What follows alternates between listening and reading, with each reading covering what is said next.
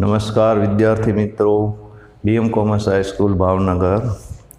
આજે આપણે 10મા પ્રકરણનું બીજું લેક્ચર લઈએ છીએ.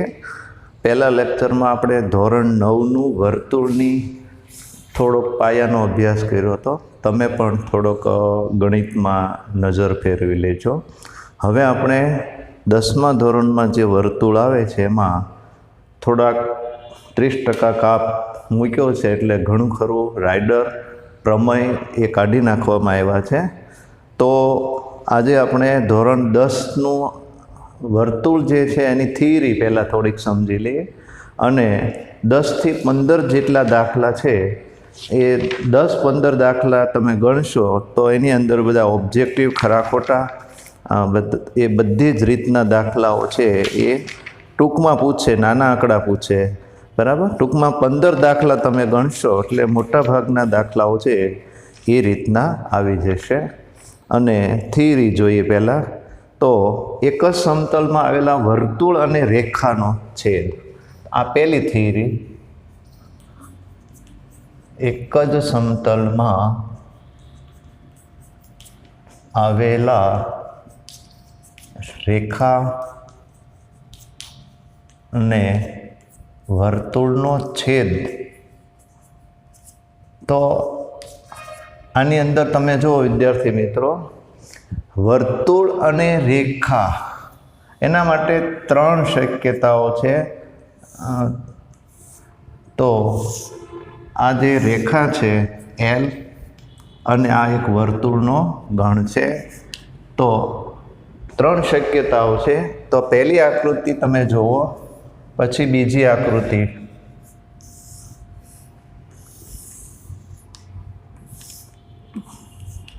આ બીજી આકૃતિ, બરાબર. બીજી આકૃતિ, ત્યારબાદ ત્રીજી આકૃતિ લઈએ. ચાલો, તો અહીંયા તમે જુઓ, પહેલી શક્યતા એવી છે કે અહીંયા વર્તુળ અને રેખા એ એકબીજાને છેદતા નથી. તો આ જે પરિસ્થિતિ છે એમાં વર્તુળ અને રેખાનો છેદગણ એ કેવો છે? ખાલી ગણ છે.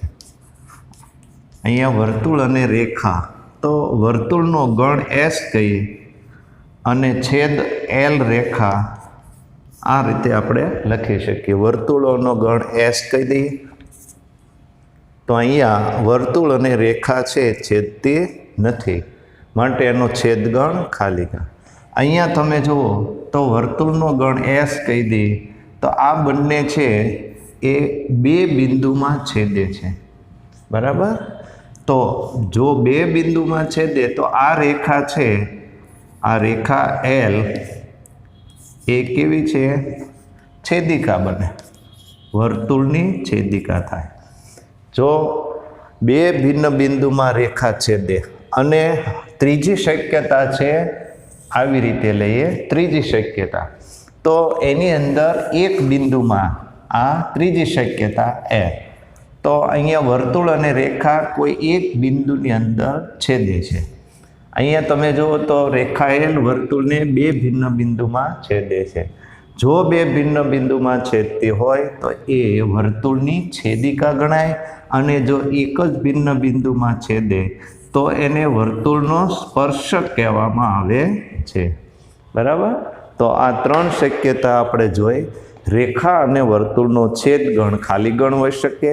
જો એક બિંદુમાં રેખા અને વર્તુળ છેદે તો એ સ્પર્શક બને, અને રેખા અને વર્તુળ 2 ભિન્ન બિંદુમાં જો છેદે, રેખા વર્તુળને 2 ભિન્ન બિંદુઓમાં છેદે તો એ વર્તુળની છેદિકા બને છે. ચાલો, ત્યારબાદ બીજી થિયરી. એટલું તમને સમજાઈ ગયું. ક્યાંક ઓબ્જેક્ટિવમાં આવા પ્રશ્નો પૂછે એટલા માટે આપણે હવે વર્તુળનો સ્પર્શક એની થિયરી થોડીક સમજી લો.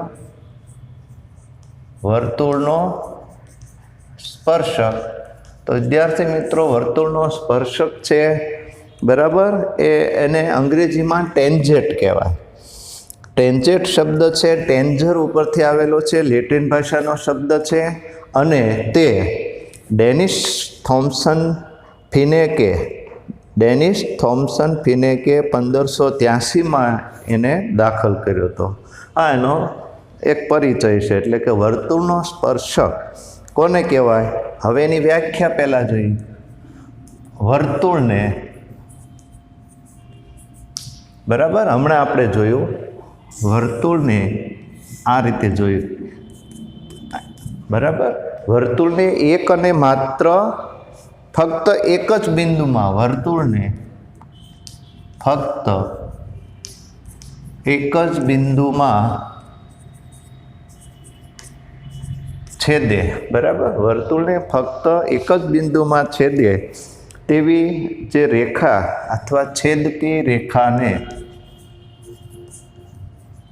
રેખાને વર્તુળનો સ્પર્શક કહેવામાં આવે છે. આ આકૃતિ જોવો, આ રેખા એલ છે ધારો કે, તો એ વર્તુળનો સ્પર્શક છે. વર્તુળને એક અને માત્ર ફક્ત એક જ બિંદુમાં છેદે છે, તો એને વર્તુળનો સ્પર્શક કહેવામાં આવે છે.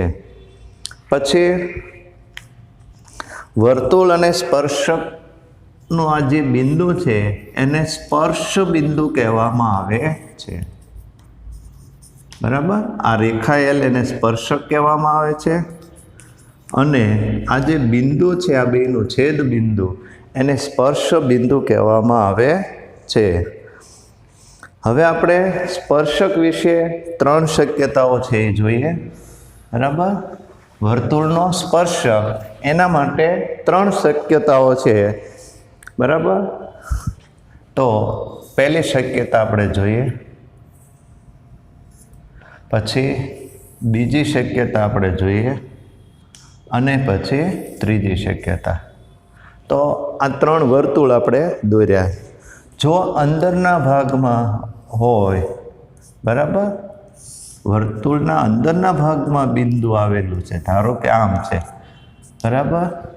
બીજી શક્યતામાં અહીંયા વર્તુળનું બિંદુ રાખીએ, પહેલાં વર્તુળની અંદરના ભાગમાં રાખીએ, પછી અહીંયા વર્તુળને છેદે એ રીતે રાખીએ, અને એક બહારના ભાગમાં, વર્તુળના બહારના ભાગમાં બિંદુ રાખીએ, આમ, બરાબર. તો અહીંયા તમે જુઓ, ત્રણેય આકૃતિની અંદર અહીંયા આ રીતે, બરાબર.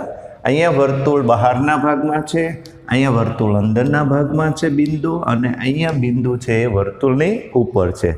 તો વિદ્યાર્થી મિત્રો, અહીંયા અંદરના ભાગમાં છે તો અહીંયા કોઈ સ્પર્શક મળે નહીં, કોઈ સ્પર્શક ન મળે.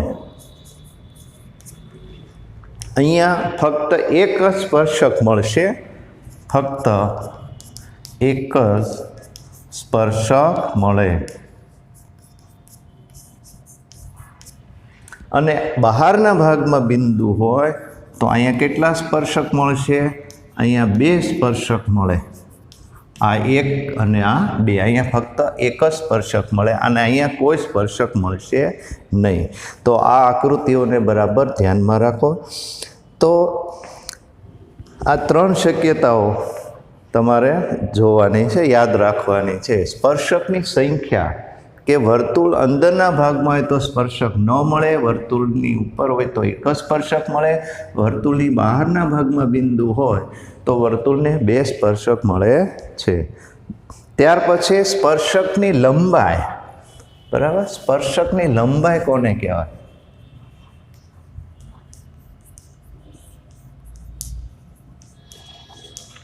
સ્પર્શકની લંબાઈ જોઈએ.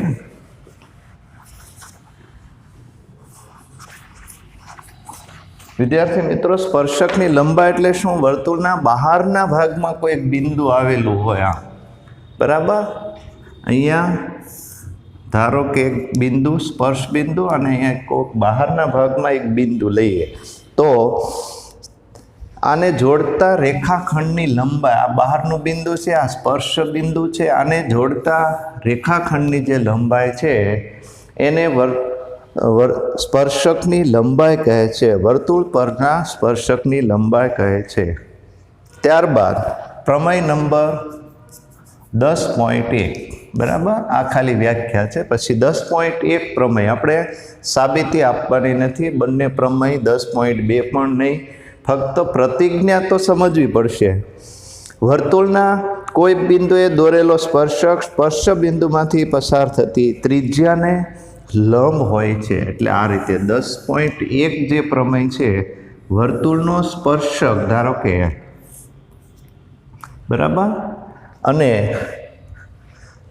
અહીંયા માનો કે ત્રિજ્યા દોરો, તો એ ત્રિજ્યાને અહીંયા લંબ હોય છે.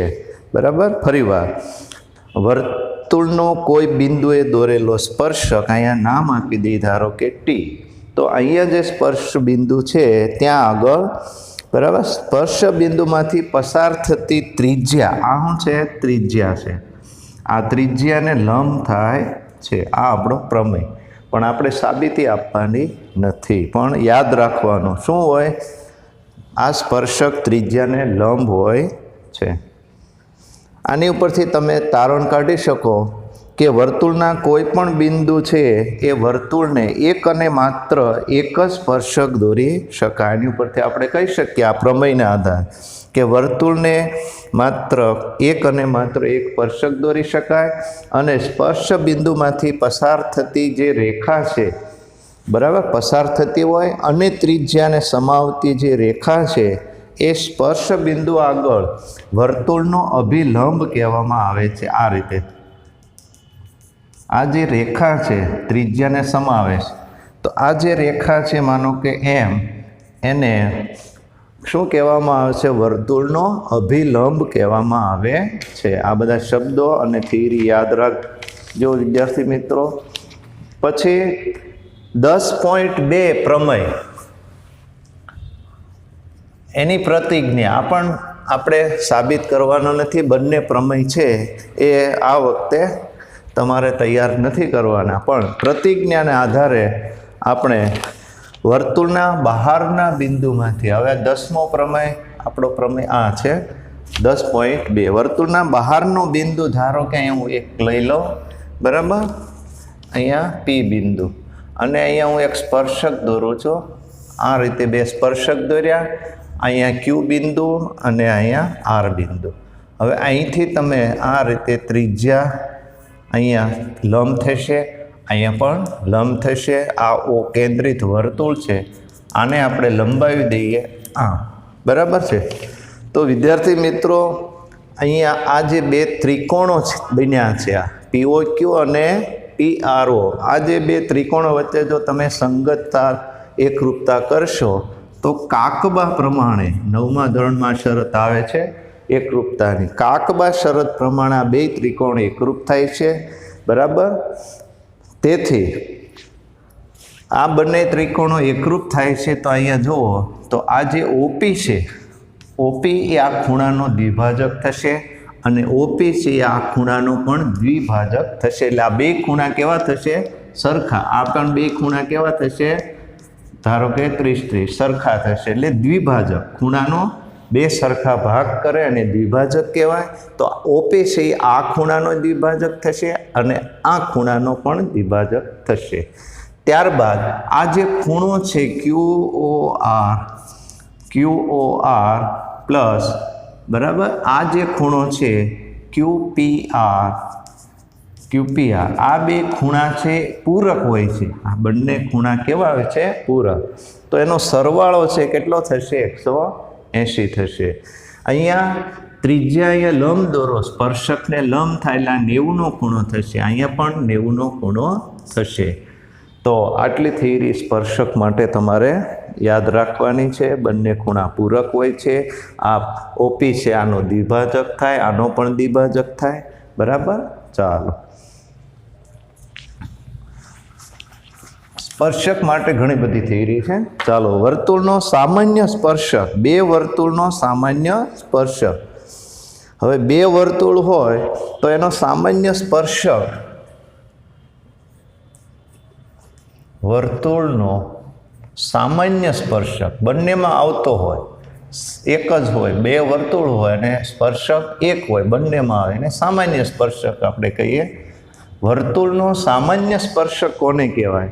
તો વિદ્યાર્થી મિત્રો એના બે પ્રકાર પાડી દઈએ. એક બાહ્ય સામાન્ય સ્પર્શક. પહેલો પ્રકાર છે બાહ્ય સામાન્ય સ્પર્શક. તો બાહ્ય સામાન્ય સ્પર્શક કોને કહેવાય? પહેલા તો એ જોઈ લઈએ. બરાબર, કે બે વર્તુળોના કેન્દ્રો એના સામાન્ય સ્પર્શકની એક જ બાજુએ આવેલા હોય તો એવા સામાન્ય સ્પર્શકને બાહ્ય સ્પર્શક કહેવામાં આવે. એટલે કે આ એક વર્તુળ આપણે દોરશું અને આપણે આ એક બીજું વર્તુળ દોરીએ. બરાબર, તો આ બે વર્તુળો છે એનો સામાન્ય સ્પર્શક જો આ રીતે દોરી શકાય, એમ અહીંયા પણ સામાન્ય સ્પર્શક દોરી શકાય. બરાબર, આ શું છે? સામાન્ય સ્પર્શક. આનું કેન્દ્ર ધારો કે O1 કયો, આનું કેન્દ્ર O2, C1 C2 ગમે કેન્દ્ર જુઓ. તો અહીંયા તમારે શું કીધું છે? બાહ્ય સ્પર્શક કોને કહેવાય? કે વર્તુળના બે કેન્દ્રો છે, એ કેન્દ્રો છે એ સામાન્ય જે સ્પર્શક છે એની એક જ બાજુએ આવેલા. આ બંને જો સ્પર્શક, આ સ્પર્શક લો તો એની એક જ બાજુએ બંને કેન્દ્રો આવ્યા હોય તો આ જે સામાન્ય સ્પર્શક છે એને બાહ્ય સામાન્ય સ્પર્શક કહેવાય. બીજો પ્રકાર છે આંતરિક. બીજો પ્રકાર છે આંતરિક સામાન્ય સ્પર્શક. આંતરિક સામાન્ય સ્પર્શક દોરવો હોય તો વિદ્યાર્થી મિત્રો આ રીતે પાછા બે વર્તુળ દોરશું આપણે. બરાબર, તો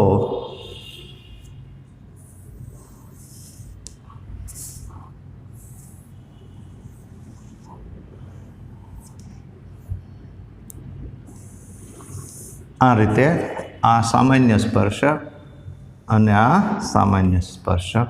આનું કેન્દ્ર O1 અને આનું કેન્દ્ર O2. તો અહીંયા તમે જુઓ કે આ બંને કેન્દ્રો છે સ્પર્શકની સામસામે. આ એક સ્પર્શક સામાન્ય લ્યો તો બંને બાજુ કેન્દ્રો આવેલા છે. આ સ્પર્શક લ્યો તો બંને બાજુ બરાબર કેન્દ્રો આવેલા છે.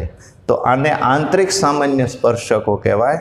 અને અહીંયા તમે જુઓ સ્પર્શકની બંને એક જ બાજુએ બંને કેન્દ્રો આવેલા છે. આ સ્પર્શક અને એની એક જ બાજુએ સ્પર્શકો આવ્યા તો આને કહેવાય બાહ્ય સામાન્ય સ્પર્શક, આને કહેવાય આંતરિક સામાન્ય સ્પર્શક. ચાલો, સ્પર્શકની થિયરી ઘણી બધી છે, આ બધી જ યાદ રાખવાની છે. તો તમને બધા જ ઓબ્જેક્ટિવ, ખરા ખોટા અને નાના નાના દાખલાઓ આવડશે. હવે બીજી થિયરી, બે વર્તુળોના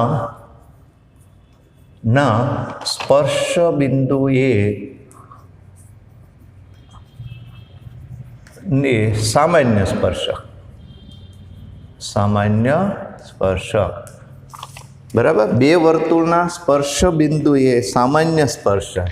તો બે વર્તુળો છે બરાબર આ રીતે સ્પર્શે છે, બાહ્ય રીતે, બહારથી સ્પર્શે છે. બરાબર, તો અહીંયા જે સ્પર્શક દોરો તો આ વર્તુળનું સ્પર્શ બિંદુ છે.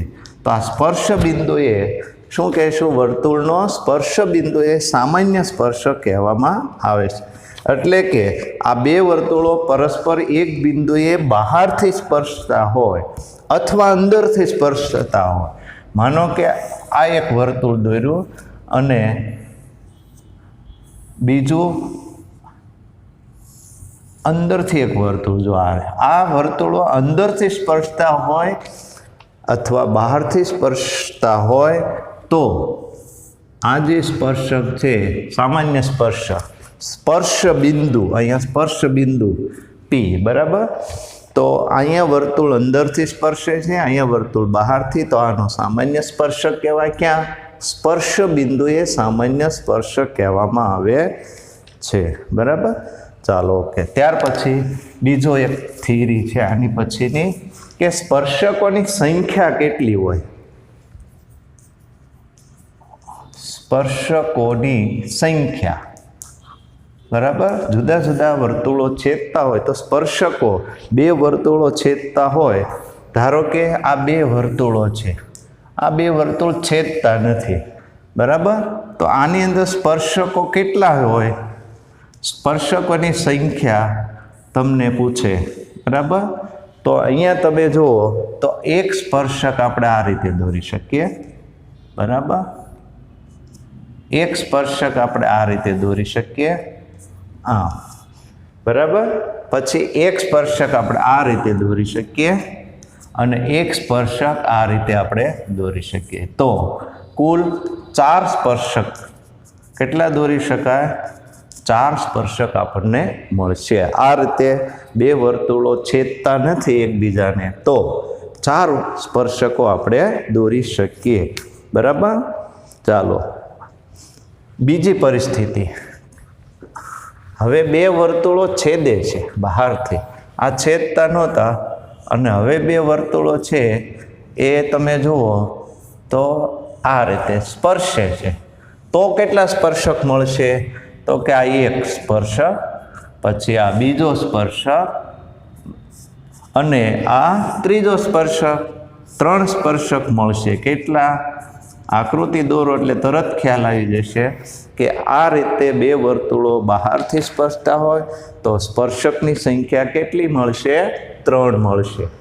ચાલો ત્યારબાદ બે વર્તુળો આવી રીતે છેદતા હોય તો સ્પર્શક કેટલા મળે, બરાબર. તો કે આ એક સ્પર્શક અને આ રીતે દોરો તો 2, એટલે કે 2 સ્પર્શક મળે.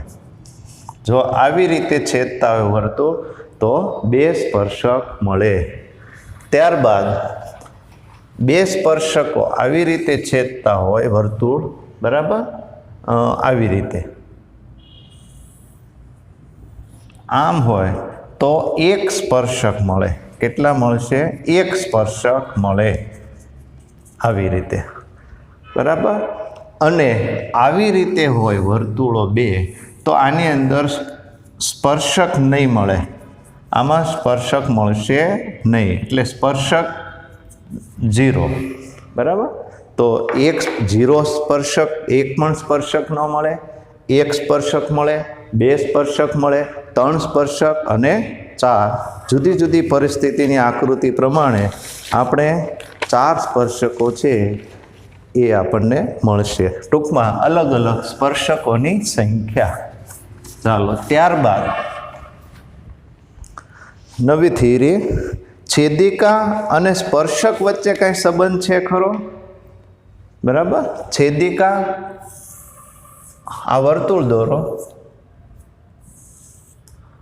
બરાબર, આ વર્તુળનું કેન્દ્ર છે ધારો કે, બરાબર. અને આ એની છેદિકા છે માનો કે. તો અહીંયા A અને Bમાં છેદે એટલે છેદિકા બની ગઈ. અને અહીંયા એક સ્પર્શક આપણે દોરીએ આવી રીતે, અહીંયા P બિંદુ, અહીંયા T બિંદુ, બરાબર, આ રીતે છે. તો અહીંયા તમે જુઓ O કેન્દ્રિત વર્તુળમાં, બરાબર, એનો સ્પર્શક અને એનું સ્પર્શક PT અને સ્પર્શ બિંદુ T છે. તો Pમાંથી પસાર થતી છેદિકા, Pમાંથી પસાર થતી છેદિકા વર્તુળને બિંદુઓ A અને Bમાં છેદે છે, બરાબર. તો આ બંને વચ્ચેનો સંબંધ છે.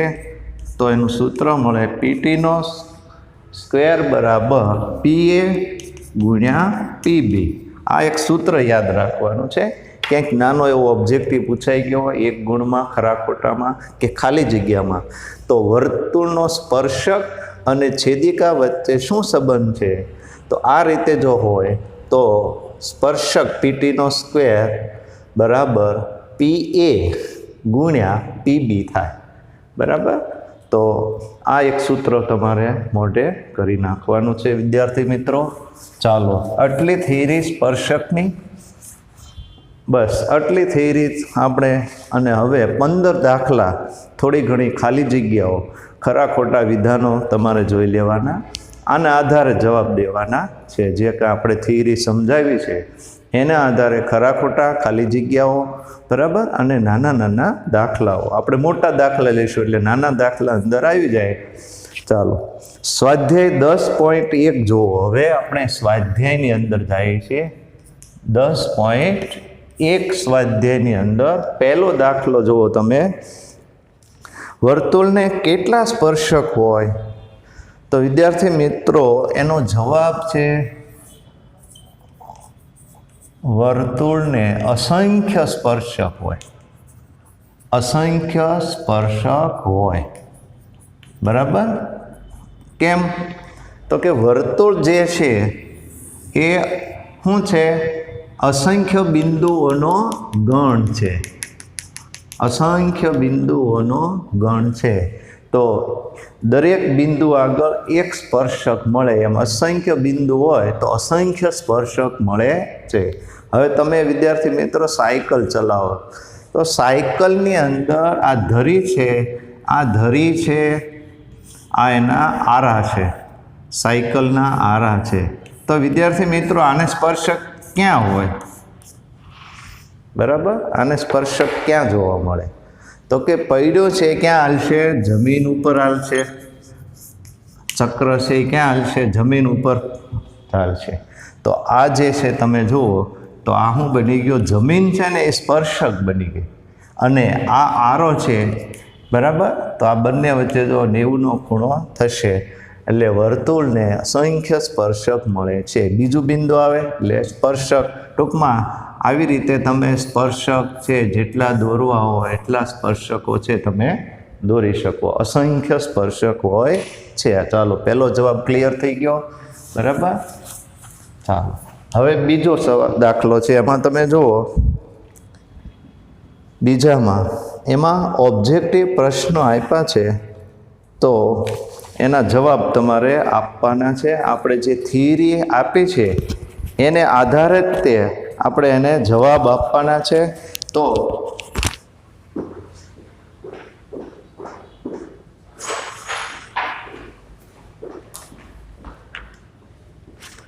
પહેલો જવાબ જુઓ તમે, સ્વાધ્યાય 10.1 એની અંદર આપણે દાખલા નંબર 2. ચાલો, ખાલી જગ્યા પૂરો. તો પહેલી ખાલી જગ્યા, સ્પર્શક વર્તુળને ખાલી જગ્યા બિંદુમાં છેદે છે. તો એનો જવાબ આવશે 1 અને માત્ર 1. બીજી ખાલી જગ્યા, વર્તુળને 2 બિંદુઓમાં છેદતી રેખા, એને શું કહેવાય? તો કે એને છેદિકા કહેવાય છે. ત્રીજી ખાલી જગ્યા, વર્તુળને વધુમાં વધુ ખાલી જગ્યા સમાંતર સ્પર્શક હોય છે વર્તુળને. તો એની અંદર જવાબ આવશે 2 સ્પર્શકો છે. તો અહીંયા જુઓ, ત્રીજી ખાલી જગ્યા છે એમાં જવાબ તમે જુઓ તો આ એક વર્તુળ છે, બરાબર, અને આ એની છેદિકા છે. તો આ છેદિકાને એક સ્પર્શક અને આ બીજો સ્પર્શક, સમાંતર સ્પર્શક કેટલા મળશે? 2 સમાંતર સ્પર્શક મળે છે. અને છેલ્લી ખાલી જગ્યા, વર્તુળ અને સ્પર્શકના સામાન્ય બિંદુને શું કહેવામાં આવે છે? સ્પર્શ બિંદુ કહેવામાં આવે છે. ચાલો, તો આ વિદ્યાર્થી મિત્રો દાખલા નંબર 2 ખાલી જગ્યાઓ પૂરી થઈ ગઈ. હવે વધારાની ખાલી જગ્યાઓ છે થોડીક આપું છું, બરાબર.